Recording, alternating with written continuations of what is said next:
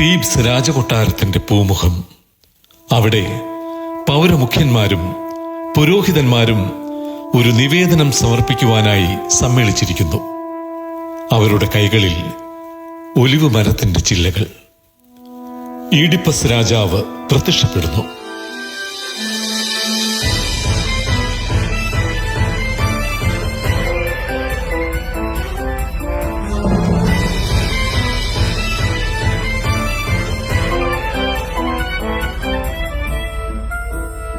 എന്റെ മക്കളെ, നിങ്ങൾ ഇവിടെ കൂടിയിരിക്കുന്നതിന്റെ അർത്ഥമെന്താണ്? നഗരത്തിൽ കുന്തിരിക്കത്തിന്റെ ഗന്ധവും പ്രാർത്ഥനയും നിലവിളിയുമുയരുന്നത് ഞാൻ അറിയുന്നു. അതിന്റെ കാരണം നിങ്ങളിൽ നിന്ന് തന്നെ കേൾക്കാൻ ഞാൻ ആഗ്രഹിക്കുന്നു. കീർത്തിമാനായ ഈഡിപ്പസ് രാജാവേ, അങ്ങറിഞ്ഞാലും ഈ നഗരത്തെയും രാജ്യത്തെയും മരണത്തിന്റെ തിരകൾ ഗ്രസിക്കാൻ തുടങ്ങുന്നു. പകർച്ചവ്യാധി പടരുന്നു.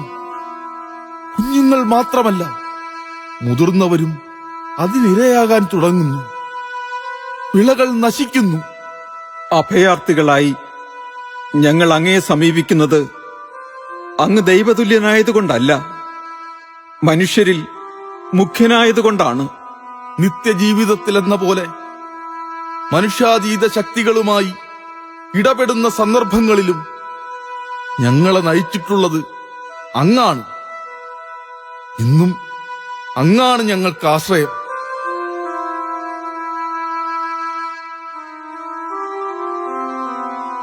മക്കളെ, ഞാൻ നിങ്ങളെ ഓർത്ത് ദുഃഖിക്കുന്നു. നിങ്ങൾ ഓരോരുത്തർക്കും അവരവരുടെ ദുഃഖങ്ങളേ ഉള്ളൂ. എന്നാൽ എന്റെ ഹൃദയം നിങ്ങൾ ഏവരുടെയും ദുഃഖഭാരമാണ് വഹിക്കുന്നത്. അത് ലഘൂകരിക്കാനുള്ള വഴിയേത്? മനുഷ്യബുദ്ധിക്കറിയാൻ കഴിയാത്ത മാർഗങ്ങളിലേക്ക് ദൈവം വഴി തുറക്കും. ആദിത്യ ദേവാലയത്തിൽ നിന്നുണ്ടായ വെളിപാടെന്തെന്ന് ക്രിയോൺ നിങ്ങളോട് പറയും.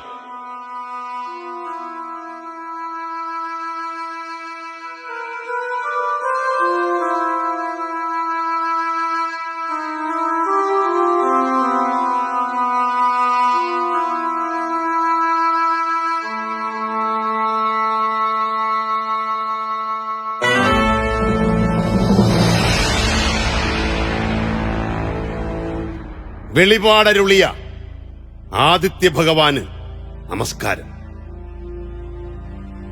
ദൈവത്തിനും രാജ്യത്തിനും വേണ്ടി ഞാൻ എന്തും ചെയ്യും.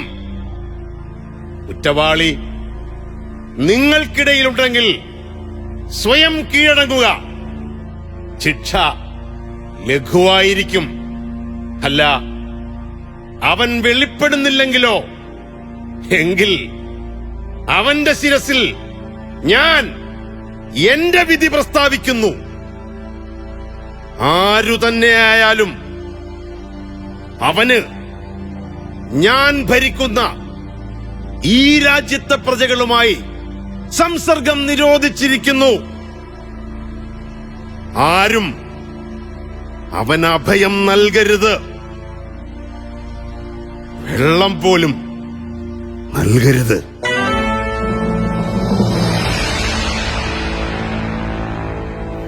പക്ഷേ കുറ്റവാളി ആരെന്ന് തിരിച്ചറിയാതെ എങ്ങനെയാണ് ശിക്ഷ നടപ്പാക്കുക? തിരിച്ചറിയാൻ എന്താണൊരുപായം? അപ്പോഴാണ് അന്ധനായ നിഗൂഢതകൾ അറിയാനുള്ള അലൗകിക സിദ്ധിയുള്ള ഒരു ഗുരുവിന്റെ കാര്യം പൗരന്മാർ ഓർമ്മിപ്പിക്കുന്നത്. തൈറേഷ്യസ് എന്ന ആ ഗുരുവിനെ കൊട്ടാരത്തിലേക്ക് വരുത്തുകയാണ് ഒരു കുട്ടിയുടെ കയ്യും പിടിച്ച് വന്നെത്തുന്ന തൈറേഷ്യസ്. വിവേകം സംസാരിക്കുന്നു, എന്നാൽ വിവേകം പ്രയോജനപ്പെടാത്തിടത്ത് വിവേകി വ്യസനിക്കുന്നു. അതറിഞ്ഞ ഞാൻ ആ സത്യം മറന്നതെങ്ങനെ? വരേണ്ടതില്ലായിരുന്നു. തത്വങ്ങളല്ല ഇപ്പോൾ രാജ്യത്തിന് ആവശ്യം. ലെയൂസിന്റെ ഘാതകനാരാണ്? മാതൃരാജ്യമായ തീബ്സിനോട് സ്നേഹമുണ്ടെങ്കിൽ ഈശ്വരന്മാരെ ഓർത്ത് സത്യം വെളിപ്പെടുത്തിയാലും. നിങ്ങളെല്ലാവരും അന്ധന്മാർ. എങ്കിലും എനിക്ക് മനസ്സില്ല. എന്റെ ആത്മാവിനെ ജനിക്കുന്ന രഹസ്യങ്ങൾ വെളിപ്പെടുത്താൻ, അങ്ങയുടെ രഹസ്യങ്ങൾ വെളിപ്പെടുത്താനും. എനിക്ക് തോന്നുന്നത് ഇതാണ്: ഈ പാതകം ചെയ്യാൻ നിനക്കുമുണ്ടായിരുന്നു ഒരു പങ്ക്. നിന്റെ കൈകൊണ്ടല്ലെങ്കിൽ ഗൂഢാലോചന കൊണ്ട്. നീ അന്ധനല്ലായിരുന്നെങ്കിൽ ഞാൻ പറയുമായിരുന്നു, നീ മാത്രമാണ് ഈ കൃത്യം ചെയ്തതെന്ന്. ഈ രാജ്യത്തെ തീണ്ടിയിരിക്കുന്ന മാലിന്യം, ആ ശബ്ദവസ്തു അങ്ങാണ്.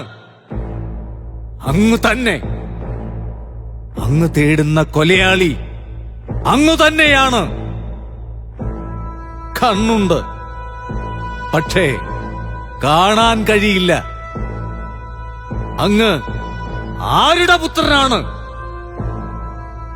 ഞാൻ പറയുന്നു,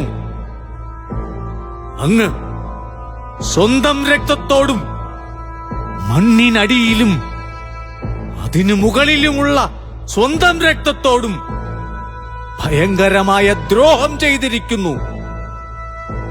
അങ്ങ് വേട്ടയാടാൻ നിശ്ചയിച്ച ആ പാതകി, ലിയൂസിന്റെ ഘാതകൻ ഇവിടെ തന്നെയുണ്ട്. വിദേശി എന്ന ഭാവത്തിൽ അയാൾ നമ്മുടെ അതിഥിയായി കഴിയുന്നു. സ്വന്തം മരുമക്കിടാങ്ങൾക്ക് പിതാവും സഹോദരനും,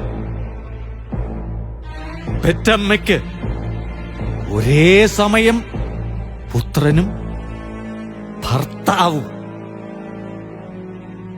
പിതാവിന്റെ ഘാതകൻ മാതാവിന്റെ ഭർത്താവ്.